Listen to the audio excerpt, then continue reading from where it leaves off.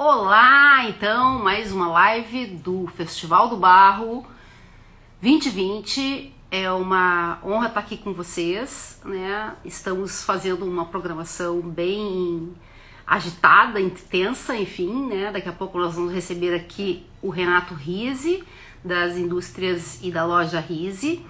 E ele já está enviando aqui uma solicitação, coisa bem boa, já com meio digital, né? Então vamos poder aproveitar todos os minutos e instantes para conversar com o Renato, que é uma pessoa bem ativa. Oi, Renato, tudo bom? Oi, Silvia, tudo bem? Que bom, Tudo deu tudo jóia. certo, conexão funcionando a mil hoje, Perfeito, sem tudo problemas, né? perfeito, sem Que bom, que problemas. bom. Então, Renato, que bom contar contigo, agradeço aí o apoio no nosso festival, agradeço a tua participação, né?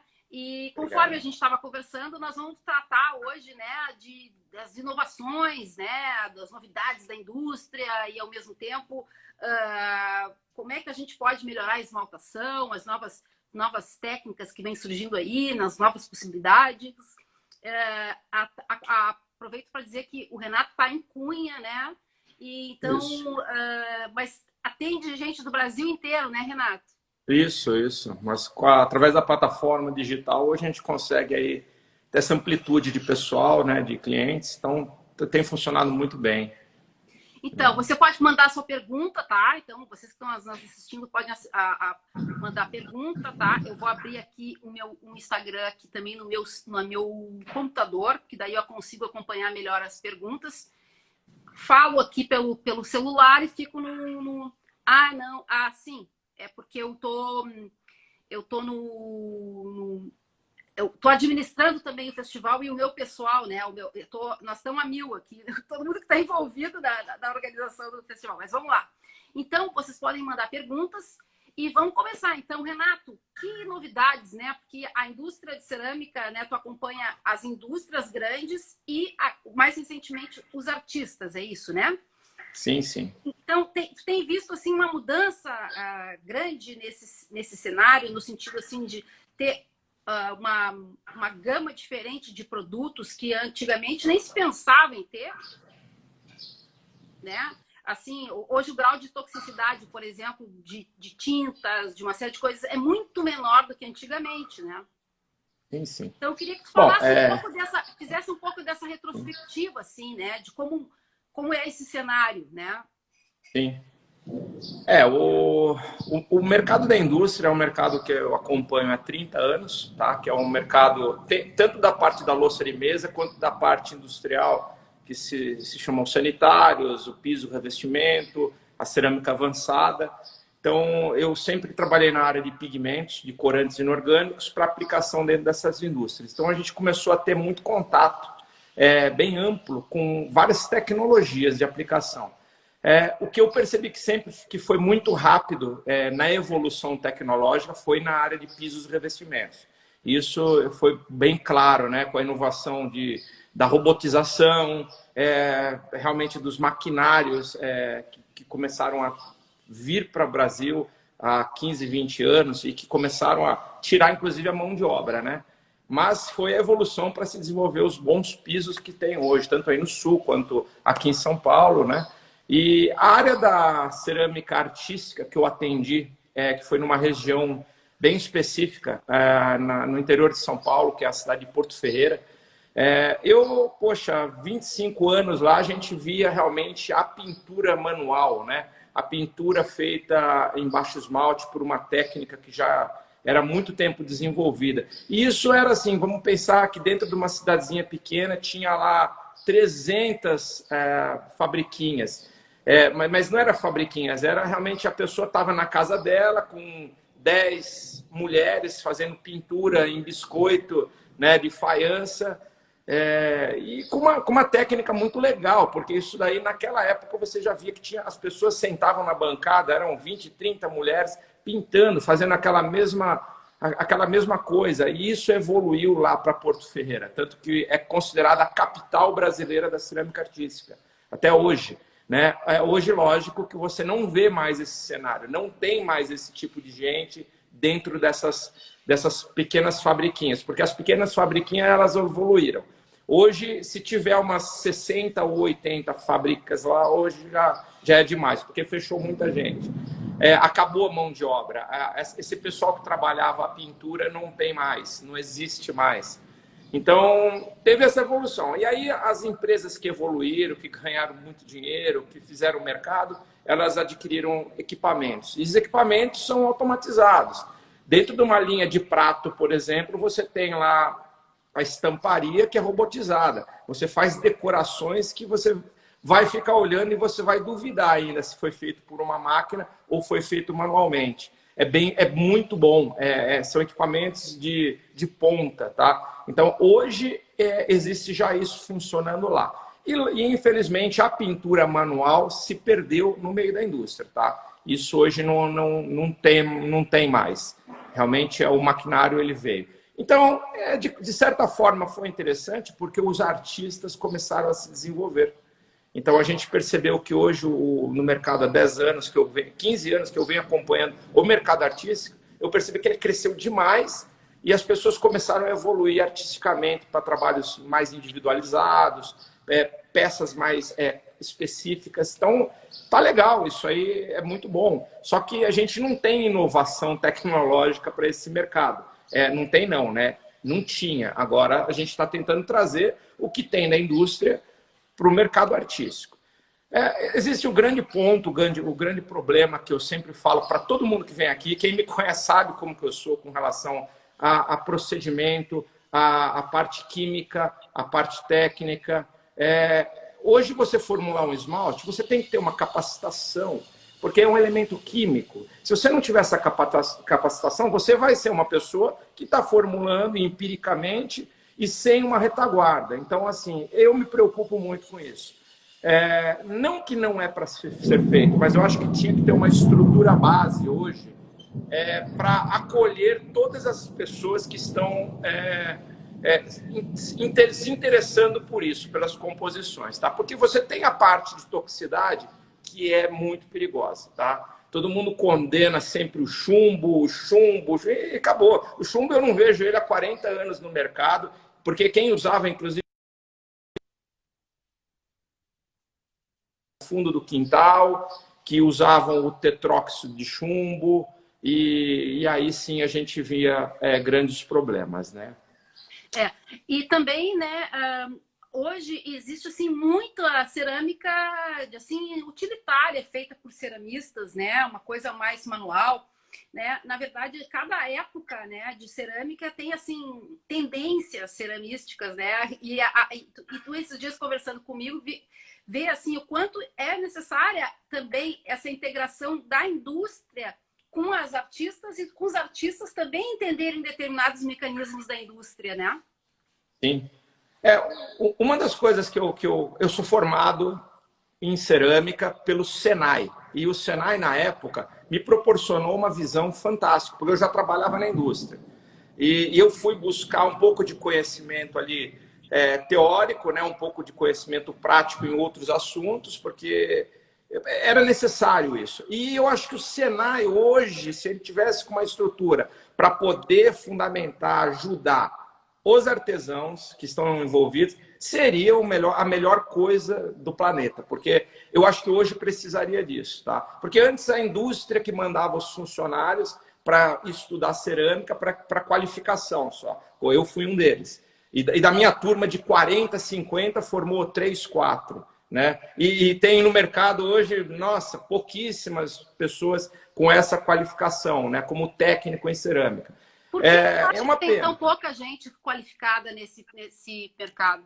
Então, quando existia o Senai em São Bernardo do Campo, o Senai Maramato, meu pai foi da primeira turma dessa escola.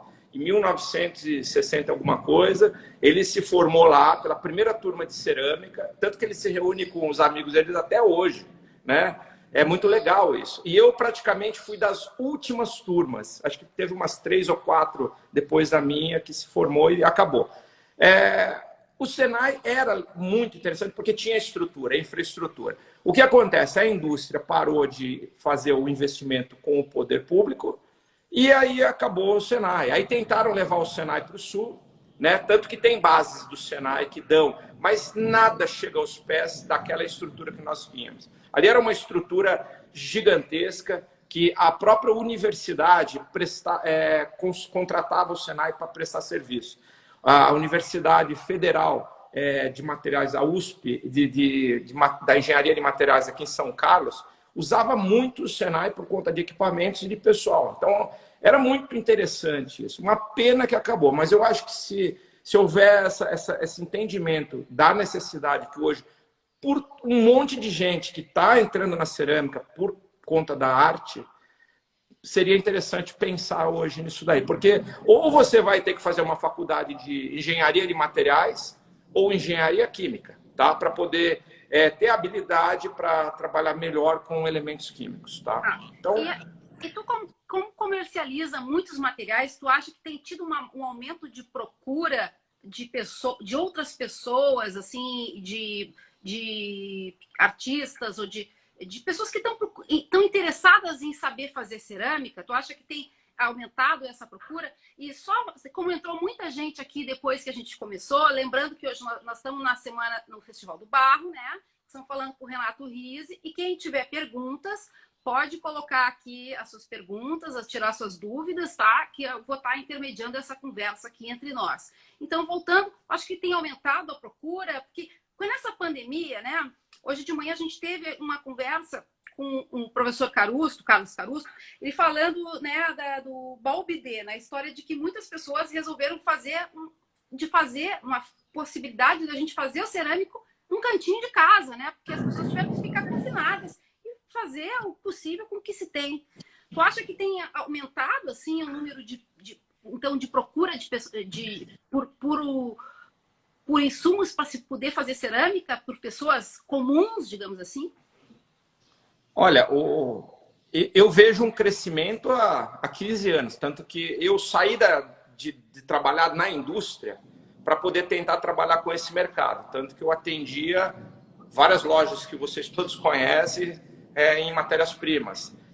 Mas depois eu vi a necessidade de abrir uma empresa focada no desenvolvimento de alguns produtos para isso, porque eu vi o crescimento já há 15 anos de muita gente buscando isso. E realmente é uma coisa fantástica. O aumento de pessoas interessadas em buscar cerâmica como um meio, como um hobby, né? Ou como um meio de vida, de financeiro, eu sinceramente estou vendo muito. Na pandemia, agora, vamos falar agora esse ano que passou, que foi um ano atípico, mas gigantescamente muito. Tanto que nós aqui na empresa tivemos vários problemas, porque a gente não esperava uma demanda gigantesca de procura de materiais, de procura de informação. E isso não é um negócio muito bom, porque, como eu falo, a cerâmica ela precisa ser estudada para que ela seja aplicada, tá? As pessoas chegam aqui, elas nunca viram cerâmica na vida, mas elas querem fazer um vaso, esmaltar, e amanhã esse vaso está pronto para dar de presente para alguém. Isso é o que eu mais tenho. Aí a gente tenta fazer a parceria com os artistas, ceramistas, para que montem melhor os cursos, comecem a oferecer mais. Eu até montei um link lá no meu site, cursos e oficinas, para que todo mundo possa, porque é a melhor solução para essa pessoa que está começando, porque o interesse é gigante, tá? Eu tenho em média hoje, dia, nos meus e-mails sobre pessoas que nunca trabalharam com cerâmica, uns 20 a 30 por dia. Por dia. Tá aqui no meu e-mail, que querem saber gente, sobre... Olha só que baita potencial, hein? Sabe por quê? A nível Brasil, Não, e outra, tem uma questão muito séria aí, que é a questão de ter pequenas fontes poluidoras. As pessoas precisam saber que elas têm que ter um cuidado para limpar um pincel, que elas têm que ter um cuidado muito redobrado na onde, né? E se vai virar um utilitário, como vai ser tratado esse utilitário, se ele vai vazar, se não vai vazar. Enfim, tem N variáveis para se lidar a cerâmica. Então, é muito interessante esse teu trabalho que tu está procurando educar, né, teus consumidores, né? E aí vem a questão de atendimento hoje online, né? Tanto é que esse é o nosso primeiro festival online também. Sim. Então, no online, tu acha que também existe um campo muito grande para quem está nos assistindo fazer demonstrações online de como as coisas funcionam? Claro, então, eu sou um pouco... Eu gosto da parte online, na parte de desenvolvimento, tanto que eu tenho um canal do YouTube faz 20 e tantos anos, né, que não tinha muita coisa, mas eu comecei a explorar um pouco ele, depois veio as redes sociais. Eu acho que funciona assim. Você tem que pensar assim, o tempo hoje, pelo menos para mim, é escasso. Para você fazer um projeto onde as pessoas pudessem acessar, não é simplesmente 1 ou 2 dias. Você tem que fazer um trabalho que requer aí semanas, meses. Uma edição, por exemplo, de um projeto de exemplo, assim, como produzir uma esmaltação eficiente, tá? Por meios de pincel, por meios de imersão, por meios de derramamento, enfim, por meios de aerografia. Você tem métodos para se preparar isso. E quando a gente vai filmar isso, quando a gente vai demonstrar, requer todo esse processo, gente.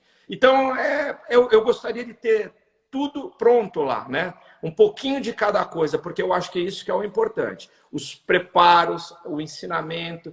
Por isso que eu sempre vou falar, a coisa mais importante é buscar um profissional, um artista que oriente, que ensine. Eu vi vários professores ensinando, às vezes, de forma errada, mas não é que a forma é errada, é que como ele aprendeu, foi daquele jeito e funciona. Então, eu nunca vou criticar, jamais. Está funcionando? Então, vamos seguir nesse caminho. O que eu gosto é de medir as coisas, né? Então, vamos lá, se você colocar o pó e colocar água para fazer, tá, mas vamos tentar calcular o quanto de pó e o quanto de água, porque aí você tem uma densidade, e a densidade é importante, porque às vezes o esmalte fica ralinho, às vezes o esmalte fica mais grossinho, aí você lá na frente tem problema de furinho, você tem problema de trinquinha, enfim, aí você tem milhares de problemas. Quando eu estava na indústria, eu geralmente era contratado para fazer exatamente isso. Eles me contratavam para eu ficar lá dentro da fábrica para ver o que acontecia. Você tinha uma produção de 5.000 canecas por dia numa fábrica. Poxa, estava tendo 30% de perda. O que acontece? Renato, vem aqui. Mas não é no dia que eu ficava meses, até 3 meses, só para tentar alinhar um processo, porque não é simples. Às vezes é humano. Às vezes eu falo, gente, vocês têm, não é nem o equipamento, ele está funcionando, é humano, né? Então, olha, como o artista vê que é complicado às vezes, você faz uma tigelinha, tá linda, você esmaltou, tá tudo perfeito. Vai lá, abre o forno, pum, trincada. Mas aconteceu um problema ali.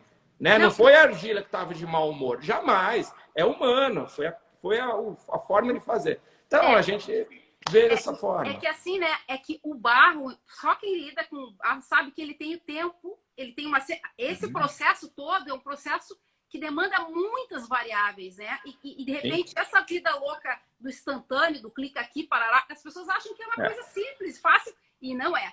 A Jussiele Boton, Renato, tu acha que ela mandou uma pergunta aqui.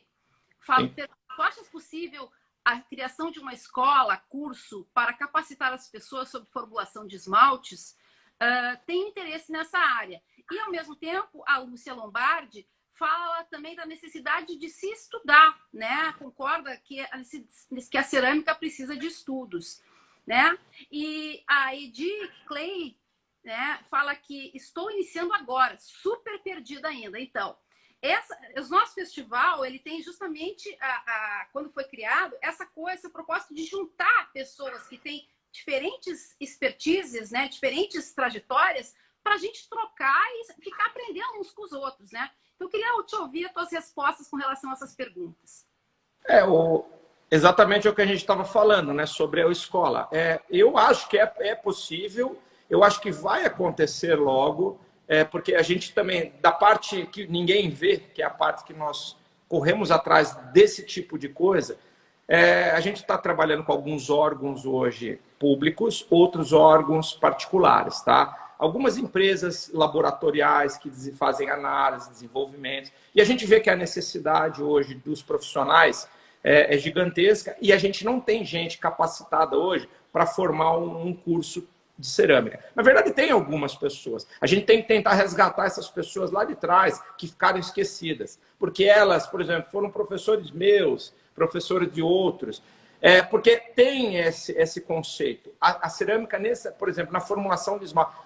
A questão não é a formulação de esmalte. Você entra lá no glaze.org, e você vai ver lá que você põe isso, põe aquilo, você tem um esmalte. Não é isso, gente. Para mim, cerâmica não é assim que se faz. Você tem que entender o que faz cada elemento, para que serve cada um deles, né? Então, é assim, tem que gostar um pouquinho de química. Por isso que eu falo que a parte da engenharia química, a engenharia de materiais, ela está muito mais apta, porém, não tão qualificada com a parte cerâmica. Você precisa também do tempo dentro de uma indústria para saber a verdade, o que acontece lá dentro. Porque não adianta a parte prática e a parte teórica achar que uma vai pegar o ponto do outro. Não.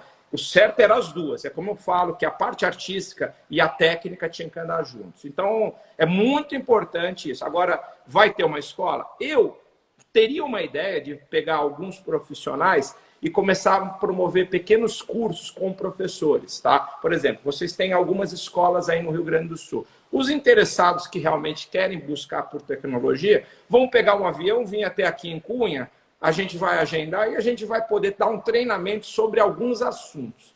Isso é possível. Isso é um projeto que eu tive esse ano, que por conta da pandemia não se concretizou. Mas assim que acabar, nós vamos voltar com essa ideia. Por quê? Para que a gente tente formar de forma independente profissionais. E esses profissionais, eles levem a informação correta aos seus alunos, tá? E isso é uma indicação que eu tenho, gosto, e nossos colegas que eu tenho aí do mercado, que atendem a artística, concordam plenamente. Nós temos aí o Nelson Lixa, tem o seu Pascoal Giardulo, nós temos profissionais muito bons, tá? Muito bons, que hoje podem ajudar muito, né? Além de outros que estão ali quietinhos, mas esperando a hora de poder vir ajudar o mercado artístico. E o mercado artístico somos nós. Somos esse mercado emergente que veio das pessoas buscando alguma coisa na cerâmica, né? Mas precisa sim de todo esse estudo. Não é simples pegar o barrinho, aplicar o esmalte. Pode ser, eu vendo coisas prontas, né, para esse público. Mas mesmo assim você tem que ter um pouco de informação.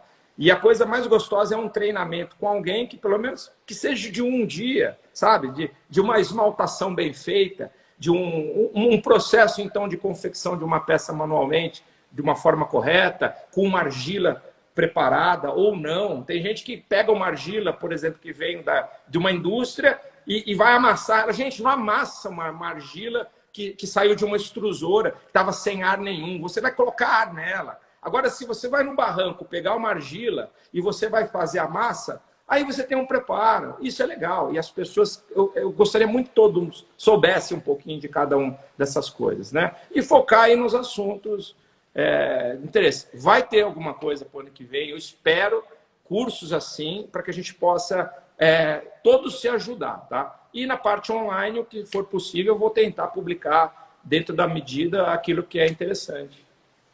E também está fazendo uma investigação de uma esmaltação em metais. Como é que funciona isso?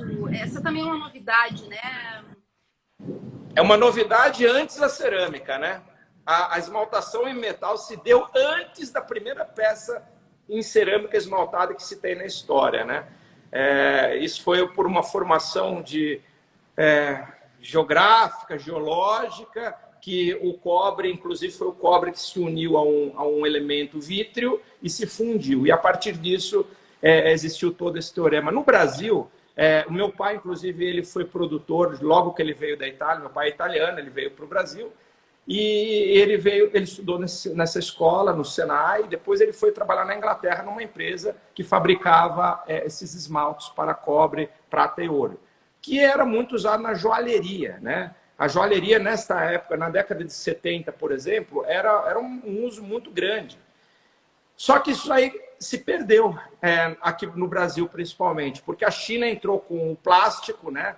E em vez a gente poderia estar fazendo chaveirinho desmaltado com vidro, aí a resina veio de plástico e os chineses ganharam esse mercado. Mas a arte sobre o metal prevaleceu. Tanto que a gente conhece aí os ovos de Fabergé, né, os famosos ovos em ouro esmaltados. Você tem os trabalhos egípcios, né, com as esfinges, as tumbas em ouro, todas esmaltadas. Quantos mil anos tem isso?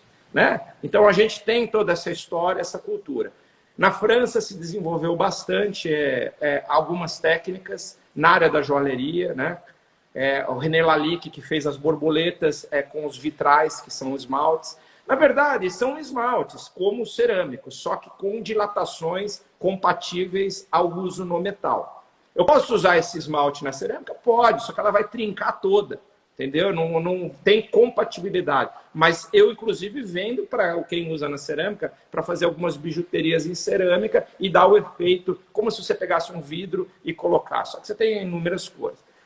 Então, assim, eu venho... Essa foi a abertura da minha empresa para eu retomar isso aqui no Brasil.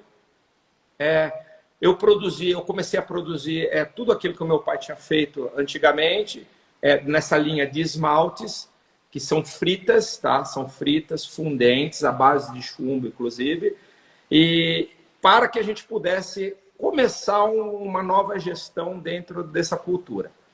Quando a gente começou a produzir, quando eu comecei a produzir há 10, 12 anos, a gente começou a falar, e agora? Para que mercado a gente vai evoluir? Até que eu fui fazer uma aula com uma joalheira em São Paulo, Carmen Lombardi, que é fantástica, para mim é a melhor joalheira do Brasil na área de esmaltação. Ela me ensinou a usar o meu produto na joia, né, no cobre. Isso me impressionou, porque eu não tinha ideia de como fazer isso funcionar. E começou os testes daí, os trabalhos. Bom, enfim, tive contato com muita gente na área de joalheria e isso me motivou a dar sequência nesse projeto. Aí eu comecei a criar as minhas peças. Eu comecei a me dar melhor do que o barro, mas com o cobre, o repuxo no cobre, por exemplo. Enquanto vocês vão trabalhar o repuxo no barro, eu estou fazendo ele no cobre, no metal. E isso é muito legal. Eu gostei, me identifiquei com isso. E aí eu fui usando os esmaltes, você tem a técnica de queima. Enfim, fui trabalhando e me desenvolvendo, porque não tinha gente aqui no Brasil para isso. Eu fui saber lá na Itália com algumas pessoas, fui saber na França com algumas pessoas, e com um artista americano que, nossa, me deu um segmento para aquilo que eu queria. Logo depois, falei, vamos tentar usar isso na cerâmica. Tanto que teve um evento do Contaf que, através do filho do Pascoal, não é o Caio, o Theo Jardulo, ele levou esse nosso produto. Eu dei um treinamento para ele e ele levou esse nosso produto para o mercado para tentar integrar a área cerâmica, né? Para que os ceramistas se interessassem, porque só muda a base, né? Você está trabalhando com argila, mas você tem a opção do metal. E da mesma forma que você tem o vidro, né? O fusing glass, né? Além de outras coisas aí que tem no meio também. Então a gente começou a criar, a brincar e a desenvolver. Graças a Deus hoje eu tenho um mercado bem grande, tanto de ceramistas que compram, usam esse material, que aprenderam a aplicação dele no metal, né? Eu dou os treinamentos aqui também. Hoje a escola que nós montamos era em foco para isso, mas uma pandemia parou, fiz um curso online, tem lá disponível no meu site. Enfim, estamos brincando. Temos hoje uma loja que nós criamos aqui, só disso, só de esmaltados em cobre, que é muito legal. Tem mais de 5.000 peças hoje lá demonstradas. Então a gente está aguardando tudo acontecer para poder se divulgar, viajar, tentar transportar mais as informações. E a maior parte dos insumos para essa indústria é do Brasil ou é muita coisa importada? Tu acha que existe um campo grande para o Brasil poder desenvolver melhor outras linhas de indústria? Olha, eu vou falar, como eu trabalhei na indústria de corantes, né, pelo meu pai até, foi uma empresa dele, uma empresa grande, que na década de 90 foi o maior produtor de corantes do Brasil. Eu sempre falei que a indústria brasileira é a que tinha mais tecnologia, principalmente nessa área. E sempre teve dos melhores materiais, alguns importados, né? Alguns óxidos que não existem em minérios aqui no Brasil, e a parte da geologia não conseguiu captar muito em qualidade alguns minerais, então a gente teve que buscar fora. E existe hoje tem praticamente tudo aqui, mas alguns elementos você tem que trazer de fora porque eles têm uma qualidade melhor. Tá? Alguns, mas a tecnologia aqui no Brasil hoje ela é rica, mas ficou fechada na indústria. Não na artística. A parte artística que eu falo, eu talvez esteja trazendo alguma coisa, o senhor Pascoal está trazendo alguma coisa. Isso já vem há alguns anos, todo mundo trazendo alguma coisa, né, de benefício. O problema é, como se trabalha com elementos químicos, você tem restrições, tá? Então, por exemplo, alguns óxidos, alguns carbonatos, alguns minerais, eles estão até, por exemplo, o carbonato de sódio. Ele é controlado pelo exército, gente. Não pode ter. Vocês não podem comprar e eu não posso vender, porque eu não tenho mais a certificação do Ministério do Exército para poder comercializar. E se eu tiver, quem compra tem que ter. Agora você pergunta assim, por isso que eu falo que o Brasil é complicado. Carbonato de sódio o que é? É a barrilha leve. Quem tem piscina geralmente compra numa casa de piscina o carbonato de sódio para decantar a sujeira. Quer dizer, mas lá você pode comprar. Por que o governo, então, proibiu o carbonato de sódio, né? Por quê? Porque faz bomba, porque faz outros tipos de coisas, faz o refino da cocaína. E tem todas essas histórias que a gente, infelizmente, ficou com problemas, né? Nós que queremos usar os minerais para desenvolver a arte, desenvolver a cor, desenvolver... Não podemos usar. Então, isso é complicado. Eu tenho alguns elementos que eu não consigo ter aqui para desenvolver algumas coisas, porque eu não posso ter. Hoje, dentro da minha estrutura de empresa, eu não posso. E para eu abrir ela para fazer, não compensa. Não compensa. Nesse mercado, não compensa. Então, a gente fica limitado por isso. Mas tem material, tudo que é possível hoje. Mas apesar dessas limitações, tu tem uma infinidade de produtos. Sim, né? sim. Hoje, Muita coisa adaptada, viu? Muita coisa é adaptada. Tá? Que eu acho que é legal, né? Uma coisa bem legal são as fritas. Você vê muita receita com as fritas americanas, né? Você pega a literatura, você tem as fritas da frita. Explica para o pessoal o que o que é a frita. Legal. Isso é A frita, o que é? São vários componentes minerais, são vários minérios, né? Minerais, óxidos, bióxidos, sulfatos, que formam em composição, né? Você tem uma composição disso tudo. E isso daí, ele é fundido. O que quer dizer? Ele é levado em altíssima temperatura, a mais de 1270 graus, para fazer a frita, o vidro. Quer dizer, essa é uma massa sólida, que em alta temperatura vira uma massa líquida, e depois ela verte numa água, ela resfria e ela forma o vidro. Tá? Eu até tenho algumas fritas aqui, depois eu até posso mostrar. E eu faço esse procedimento artesanalmente aqui. Eu vou liberar no YouTube hoje, para quem quiser, no meu canal, exatamente sobre isso. Eles vão ver como é que eu faço a frita dentro de um forninho pequeno, dentro de cadinhos, tá? Que são compostos. A gente faz a fusão dele em alta temperatura, a vertente do vidro, para formar a frita. Então, a frita é um esmalte, eu chamo de vidrado fritado, que é uma composição de elementos que formam um vidro, que é uma frita. Qual a diferença do vidrado cru? O vidrado cru é aquele que geralmente se faz para alta temperatura. O feldspato, o quartzo, carbonato, calcita. Você faz o esmalte para alta temperatura. Mas por que eu fazer a frita? Porque a frita é para baixar ponto de fusão. Você não precisa usar uma frita a 1240 graus. Não precisa, gente. Você tem elementos químicos que, em composição, por conta da ajudinha do calor, né, nessa temperatura, você consegue fazer esmaltes maravilhosos, sem uso de uma frita. Agora, para quem trabalha em baixa temperatura, 1000 graus, 1050, é importante você ter a frita. Por quê? Porque ela tem um baixo ponto de fusão. Tá? Isso é a frita. Tudo aquilo que vocês veem ali são fritas que a gente fabrica aqui, que é o que eu deixo aqui no meu escritório. É muito interessante, né? É um universo, tudo isso que tu está conversando, né? E sobre a procura e sobre os cuidados, enfim, é um universo, né? A cerâmica é uma linguagem artística assim que existem infinitas possibilidades de massas, de pigmentos, Sim. enfim, né? Então, como a gente estava conversando, para quem está entrando aqui, você pode mandar a sua pergunta, ele está respondendo, né? E ao mesmo tempo, essa questão assim das pessoas terem mais interesse também é uma coisa que está aumentando, né? Mas a questão de toxicidade, né? Do cuidado, do fazer, né?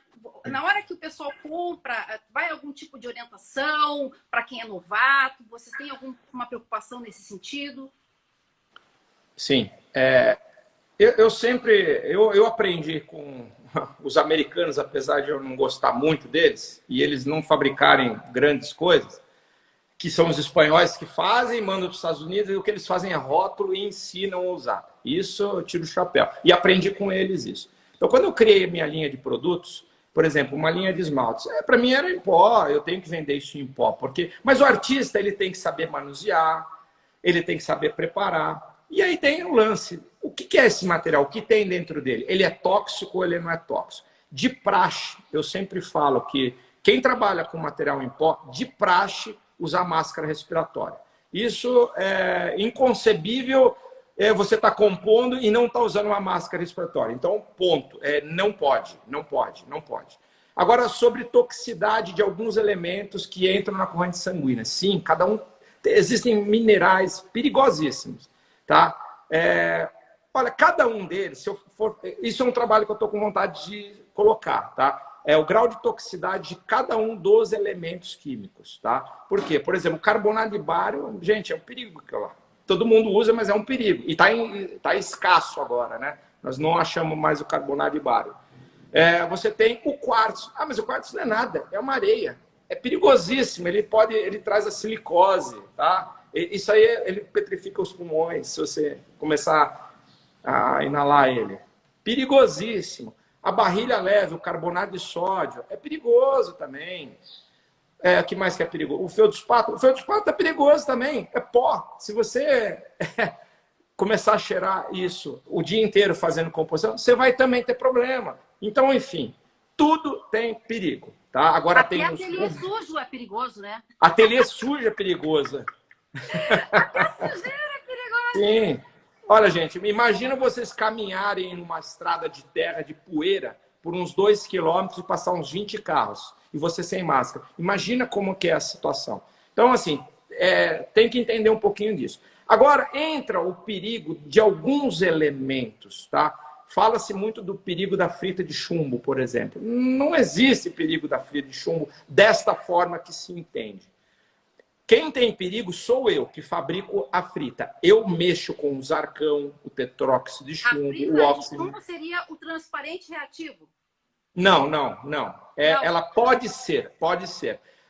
Hoje, assim, o chumbo, ele é um metal pesado, porém, o óxido de chumbo, ele vem para baixar ponto de fusão, assim, gigantescamente. Então, se usou muito o óxido de chumbo para fabricação de fritas, para baixar ponto de fusão, tá? Qual é o perigo dele? Eu estar mexendo com o óxido de chumbo, porque ele entra pela corrente sanguínea, tá? Aquele lá é pela corrente sanguínea. Você não precisa nem... Você pode ter massa, mas se você tiver contato manual com ele, dançou. E aquele pó laranjinha. Onde, há 40, 50 anos atrás, artistas, isso meu pai fala que ele conheceu. Brenan, que foi falecido, conheceu. O meu pai teve a opção de ver ele mexendo com chumbo. E não pode mexer com chumbo. Mas se fazia esmaltes como? Era 1/3 de zarcão, 1/3 de quartzo e 1/3 de calcita, se eles colocaram. Misturava tudo com água e lambuzava as peças. Gente, isso é perigoso. Isso não pode, porque o contato é manual e a volatilização do chumbo em queima é o perigoso. Isso é clássico. Então, quando eu fabrico uma frita, o problema está aqui comigo, tá? Onde a gente tem hoje toda a regulamentação e os cuidados para fazer esse tipo de procedimento. Quando ela foi formada a frita, tudo aquilo já volatilizou e já se perdeu. Então, a frita de chumbo, ela tem algumas características que não são viáveis usarem utilitários, por exemplo, porque o ataque químico nela vai ser muito forte. Ela é uma frita mole, entre aspas. O ácido acético, o vinagre, o limão, você vai corroer. Então, não é o de uso. Mas não quer dizer que isso daí vai contaminar e vai te morrer. Imagina, gente. Não. Olha, o vidro é inerte, não é? A gente não fez um vidro. Eu tenho que tomar cuidado. Toda volatilização é perigosa, tá? Isso até com esmaltes feitos de chumbo. A volatilização é perigosa porque ainda tem sempre um pouquinho que vai volatilizar depois no uso. Mas a gente tem que acabar com um misticismo que foi falado sobre isso, tá? A volatilização que tu fala é durante o processo de queima no forno. Quem fabrica a frita. Quem fabrica a Tá, frita. mas não conforme que o ceramista utiliza no seu ateliê, não? Não, é assim, olha, o que é importante saber muito. Primeira coisa, qualquer coisa que você vai colocar dentro do forno para fazer uma queima, qualquer um que seja esmalte, que a gente não sabe a composição de todos os esmaltes que existem no mercado. E muito menos aqueles que as pessoas fazem e não sabem o que acontece. A volatilização disso em temperatura é prejudicial. Então, jamais ficar perto de um forno quando ele está queimando e está saindo as fumacinhas desses materiais que estão volatilizando, tá? Isso jamais, jamais. Então, todo tem a sua toxicidade até nessa parte, tá? Quando a gente especifica um produto para ser usado em utilitário, não quer dizer que ele não tem um chumbo. Imagina, não existe isso. Eu especifiquei por 30 anos fábricas que usavam uma frita de chumbo em Porto Ferreira. E isso era exportado para o mundo inteiro. Né? São fábricas bem tradicionais, mas eram fritas controladas, eram fritas que passaram por testes de aptidão, de queima, né? Você tinha um controle de massa, né? De sinterização de massa, enfim. Não é só um assunto, a gente tem vários tipos de fatores. Quando a gente quiser falar sobre aplicar, a aplicação é para um utilitário ou não, tá? Então é isso. E é uma história bem longa essa sobre toxicidade, sobre fritas, sobre elementos, tá? Tem umas perguntas aqui. Sim, temos várias perguntas. Quais são as matérias-primas que são tóxicas na pele, em contato com a pele? O Leandro está perguntando. Olha... E tem mais outra coisa, que várias pessoas elogiando, né? As pessoas têm medo de usar a frita de chumbo, mas lixam as peças sem máscara. Isso é muito prejudicial também, né? Sim.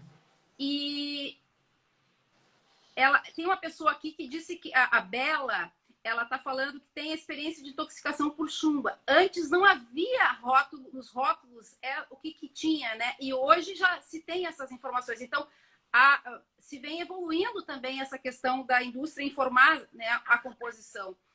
E o Edson aqui está falando de, depois da frita feita, ela é triturada, reduzida a pó para aplicação na peça? Sim. Então, tem várias perguntinhas aí para ti.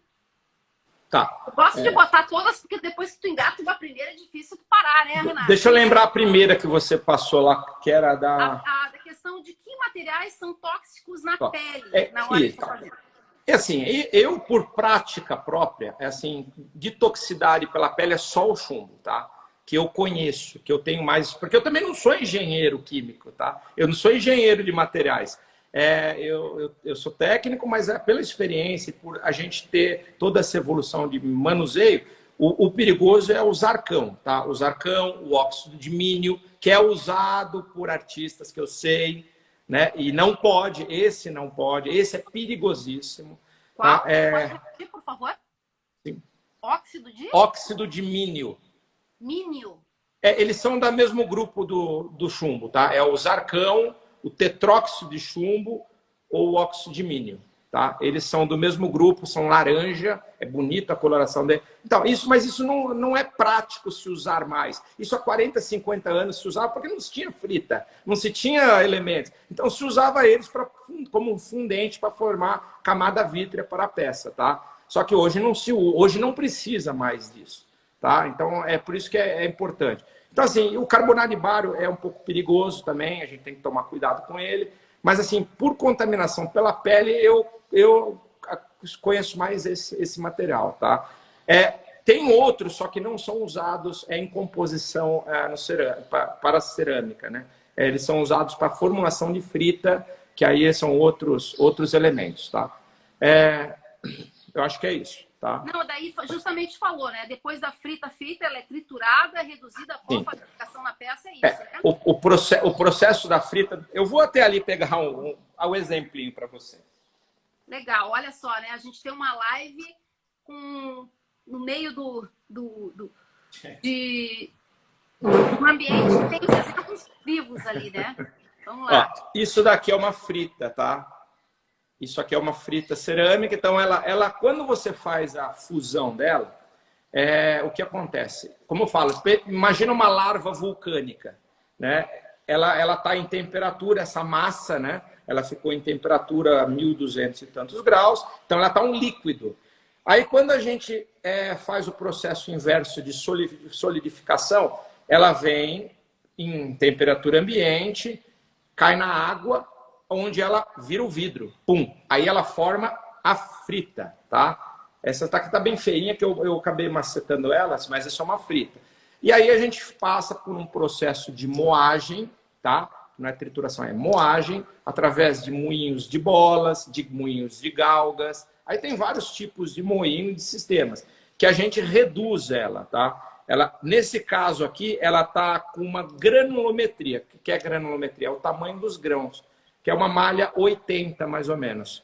Tá? E aí a gente, para chegar no esmalte, no esmalte, que vocês conhecem, a gente faz uma moagem via úmida, né, com água, com álcool. Aí tem os procedimentos, ou através de choque de partículas, que é a micronização, para transformar ela finíssima, malha 325, malha 400, ou até uma micra, né, que são os produtos nanotecnológicos, que é usado hoje na indústria de piso e revestimento, nas impressoras, tá? Que existe nas fábricas, que é a novidade que eu vou estar lançando aí o ano que vem, de uma linha de tintas com essa postura.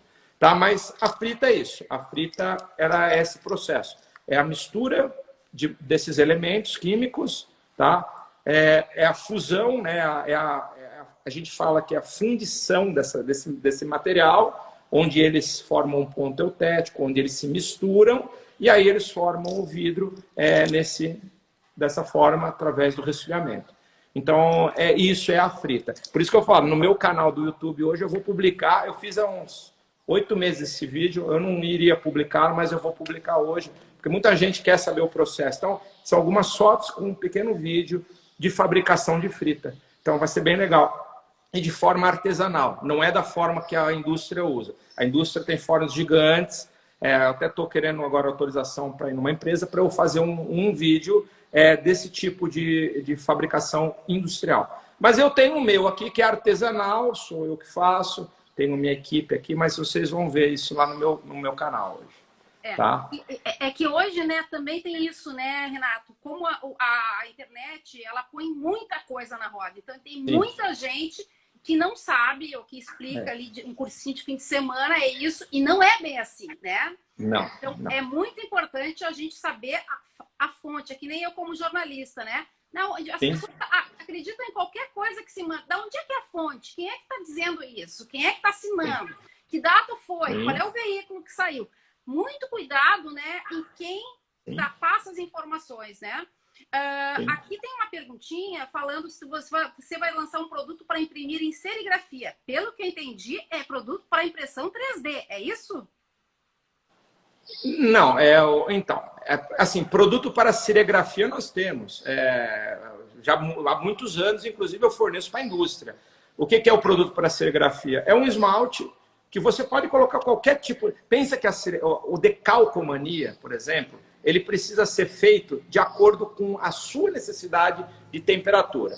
Geralmente é 800 graus, que é o que se aplica na porcelana. Tá, e como fazer isso? Nós utilizamos as tintas de 800 graus, que eu inclusive tenho no meu site. Nós utilizamos um papel que chama papel gomado, tá? E nós utilizamos um produto chamado colódio.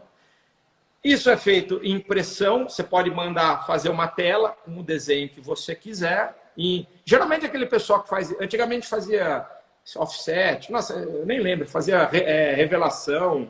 Putz, hoje é bem mais fácil. Você faz uma tela, quem faz camiseta, por exemplo, vai lá e pede para ele fazer uma tela malha 90.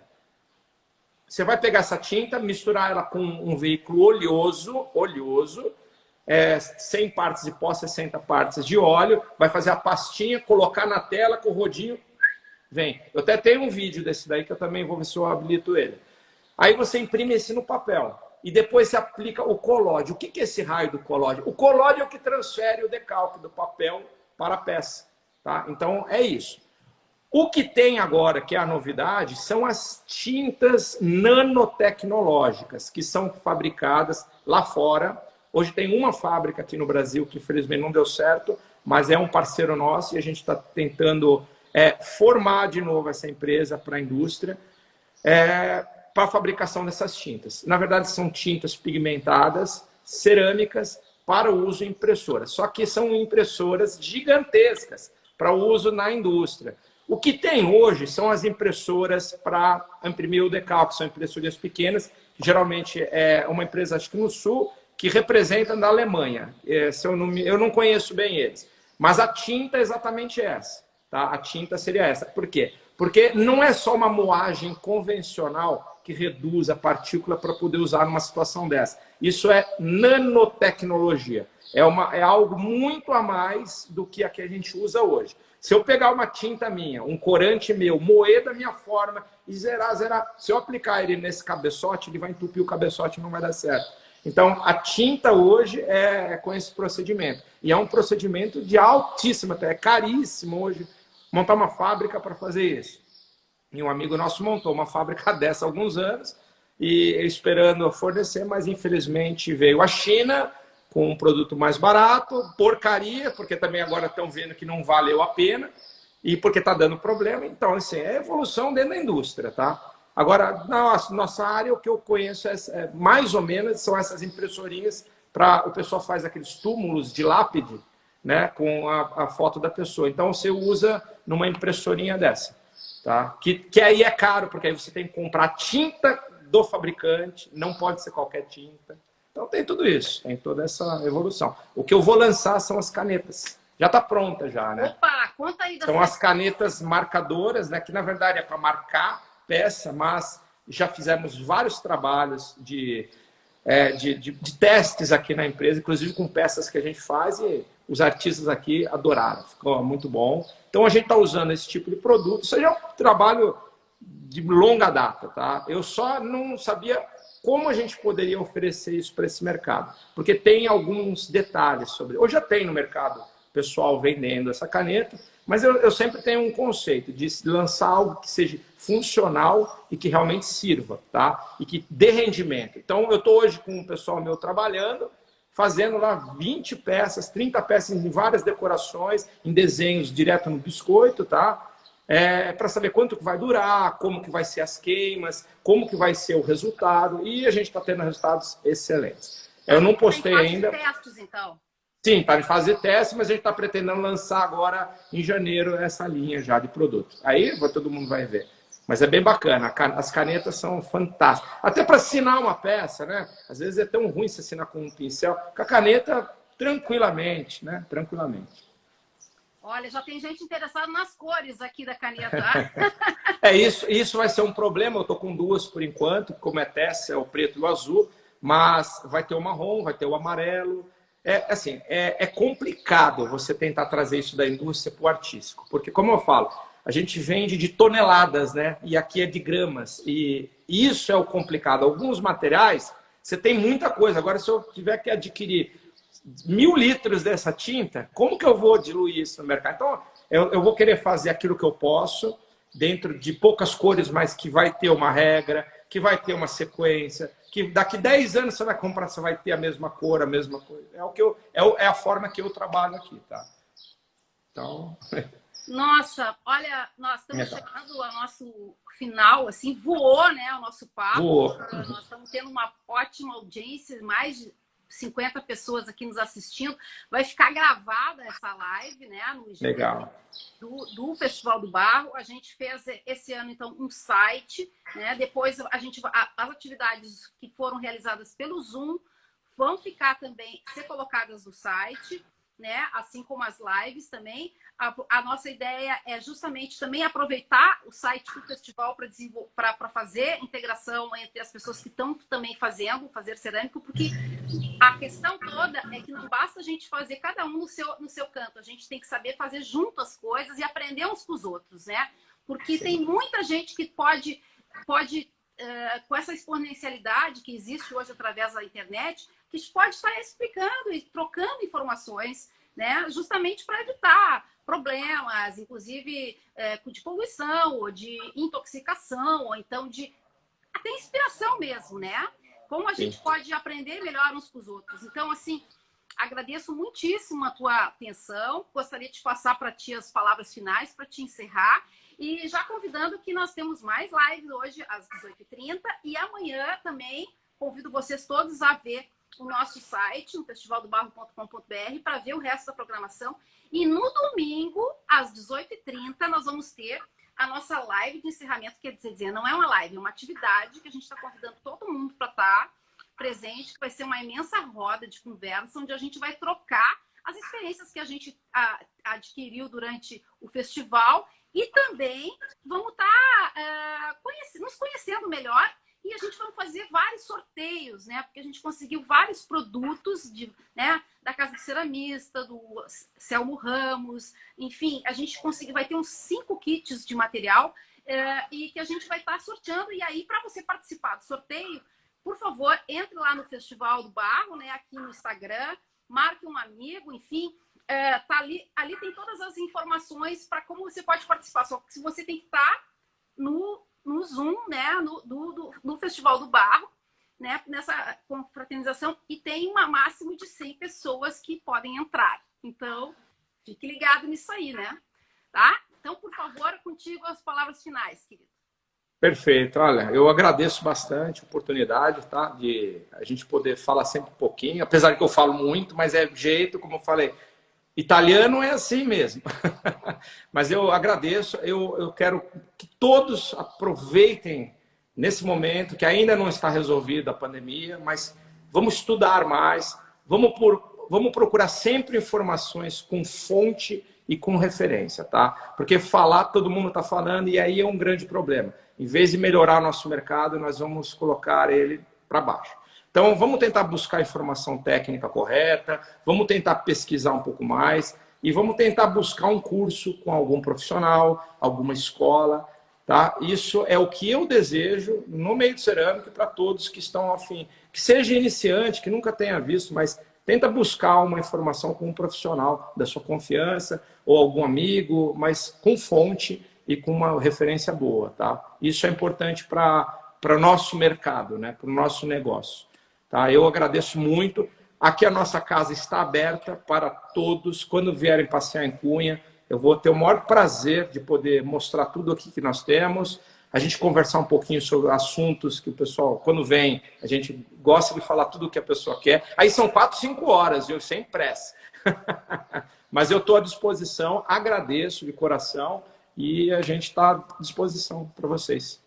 Tá? Muito obrigada, então, gente. Obrigado. Encerrando por aqui, tá? Com a participação do Renato Rizzi. E fique ligado na nossa programação, que até domingo tem muita coisa para rolar. A gente também vai contar um pouquinho, né? Vão ter pessoas contando como é que foi a trajetória da cerâmica aqui em Porto Alegre, que já teve muitos salões, já teve muitas exposições, já teve muita gente envolvida. E hoje a participação é bem diferente, né, de anos atrás, e é muito... temos muito que aprender uns com os outros e essa é a proposta do nosso festival. Até mais, muito obrigada, viu? Tchau, gente. Tchau. Obrigado.